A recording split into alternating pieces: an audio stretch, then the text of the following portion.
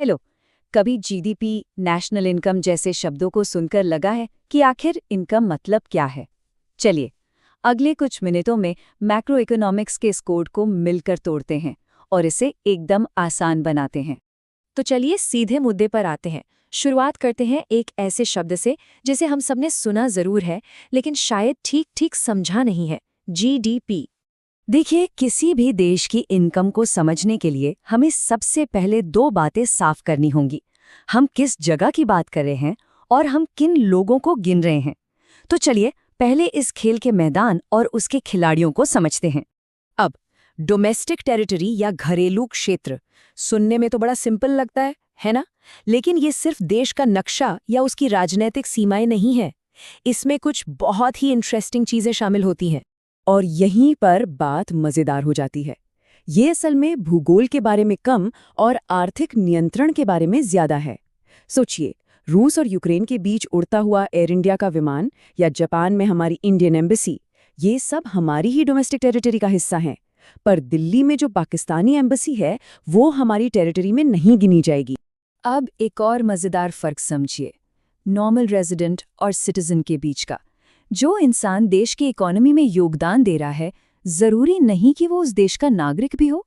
एक normal resident वो कोई भी हो सकता है जो देश में 1 साल से ज्यादा रह रहा हो और जिसकी कमाई खर्च मतलब आर्थिक हित उसी देश से जुड़े हों। जबकि नागरिकता तो एक कानूनी दर्जा है। तो ठीक है, कहाँ और कौन तो समझ आ गया, पर अब सवाल है क्या गिनना है। हर पैसा जो एक हाथ से दूसरे हाथ जाता है वो नेशनल इनकम का हिस्सा नहीं होता। कोड का अगला हिस्सा इसी फर्क को समझना है। तो सबसे जरूरी बात यह है कि हम सिर्फ कमाई हुई इनकम को ही गिनते हैं, मतलब वो पैसा जो किसी सर्विस या प्रोडक्शन के बदले मिला हो। इसे कहते हैं फैक्टर इनकम, जैसे सैलरी। वहीं दूसरी तरफ है ट्रांसफर इनकम, जैसे स्कॉलरशिप या पॉकेट मनी। इन्हें नहीं गिना जाता क्योंकि इनके बदले में कोई आर्थिक गतिविधि नहीं हुई है। ये उदाहरण देखिए, इससे सब कुछ साफ हो जाएगा। किसी के पेरेंट्स की सैलरी उनकी मेहनत की कमाई है, यानी फैक्टर इनकम।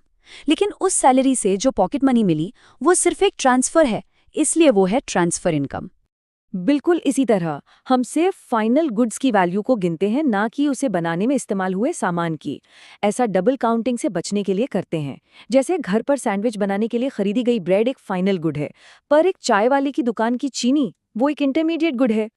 और अब आता है सबसे मजेदार हिस्सा, चीट कोड्स। इकोनॉमिक्स में ग्रॉस, नेट, डोमेस्टिक, नेशनल जैसे कई मिलते जुलते शब्द हैं, है ना? बस ये 3 सिंपल फॉर्मूले हैं जो किसी भी एक शब्द को दूसरे में बदलने की पावर देते हैं। ये 3 कन्वर्जन्स ही पूरी कहानी की नींव है। पहला है ग्रॉस और नेट के बीच, दूसरा है डोमेस्टिक और नेशनल के बीच, और तीसरा है फैक्टर कॉस्ट और मार्केट प्राइस के बीच। चलिए एक एक करके इन्हें क्रैक करते हैं। तो सबसे पहला फॉर्मूला जुड़ा है डेप्रिसिएशन से, मतलब समय के साथ किसी भी सामान की वैल्यू में जो गिरावट आती है, जिसे हम घिसावट भी कहते हैं। सोचिए, आपने एक नया माइक खरीदा 30,000 रुपए में। ये उसकी ग्रॉस वैल्यू है। 2 साल इस्तेमाल करने के बाद उसकी कीमत सिर्फ 10,000 रुपए रह गई। ये उसकी नेट वैल्यू है। तो ये जो 20,000 रुपए का फर्क आया, बस यही डेप्रिसिएशन है। सिंपल। अब आते हैं दूसरे फॉर्मूले पर। ये बताता है कि जो चीज़ फैक्ट्री में बनती है और जो दुकान पर बिकती है, उसकी कीमत में फर्क क्यों होता है। ये जो फर्क है ना, वो आता है नेट इनडायरेक्ट टैक्स की वजह से। ये कुछ नहीं, बस सरकार जो टैक्स लगाती है, जैसे जीएसटी, उसमें से जो सब्सिडी देती है उसे घटा निकाला जाता है। तो किसी चीज़ की फैक्टर कॉस्ट में ये टैक्स जोड़ दो तो मार्केट प्राइस आ जाता है। और हमारा आखिरी और तीसरा फॉर्मूला, ये हमें डोमेस्टिक इनकम और नेशनल इनकम के बीच स्विच करने में मदद करता है। मतलब जो देश के अंदर कमाया गया और जो देश के लोगों ने कमाया, चाहे वो कहीं भी हो। इसे सिंपल तरीके से समझते हैं। हमारे देश के लोगों ने बाकी दुनिया से कितना कमाया, उसमें से दूसरे देश के लोगों ने हमारे देश से कितना कमाया, उसे माइनस कर दो। ये जो बैलेंस बचता है वही है NFIA, यानी net factor income from abroad. तो डोमेस्टिक इनकम में इसे जोड़ते ही हमें नेशनल इनकम मिल जाती है। तो चलिए, सारे पीसेज अब हमारे पास हैं। वापस चलते हैं अपने मेन मिशन पर, जीडीपी के कोड को पूरी तरह से क्रैक करने। अब देखिए कितना आसान हो गया। जो कुछ हमने सीखा उसे इस्तेमाल करते हैं। जी का मतलब ग्रॉस, यानी डेप्रिसिएशन घटाने से पहले की वैल्यू।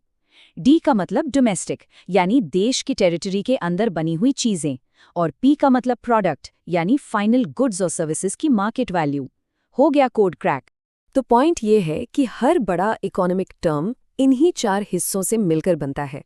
पहली जगह पर या तो ग्रॉस होगा या नेट, दूसरी पर डोमेस्टिक या नेशनल, तीसरी हमेशा प्रोडक्ट ही रहती है, और चौथी या तो मार्केट प्राइस होगी या फैक्टर कॉस्ट। और अब हम इन सब के बीच स्विच करना जानते हैं। तो ये फ्रेमवर्क सिर्फ जीडीपी को ही नहीं समझाता, बल्कि ये तो नेशनल अकाउंटिंग के पूरे सिस्टम को समझने की एक चाबी है। अब जब इकोनॉमिक्स की भाषा का ताला खुल गया है, तो सोचिए और कौन-कौन से कोड्स तोड़े जा सकते हैं।